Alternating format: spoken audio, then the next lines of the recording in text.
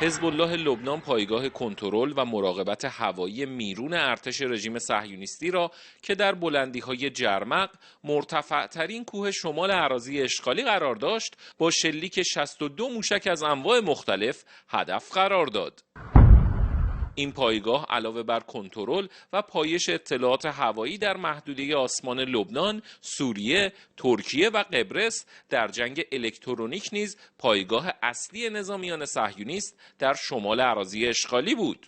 البدايه والرد الاولي این آغاز و نخستین پاسخ به عملیات تروریستی رژیم صهیونیستی در ضاحیه جنوبی بیروت و شهادت صالح العاروری بود. این پایگاه کنترل هوایی در عمق 10 کیلومتری شمال اراضی اشغالی قرار داشت. مقاومت با هدف قرار دادن آن بار دیگر اثبات کرد هیچ تجاوز و جنایتی را بی پاسخ نمی‌گذارد.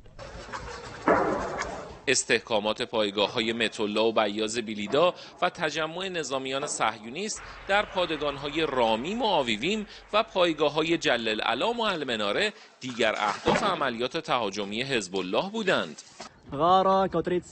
جنگنده‌های رژیم صهیونیستی کسری صیاد، کفرکلا و ایتاشعب را آماج حملات خود قرار دادند. توپخانه رژیم صهیونیستی نیز با بمب‌های ممنوعه فسفوری به 8 منطقه در جنوب لبنان از جمله خیام حمله کردند. حسن عظیم‌زاده، خبرگزاری صدا و سیما، خیام، مرز لبنان با فلسطین اشغالی.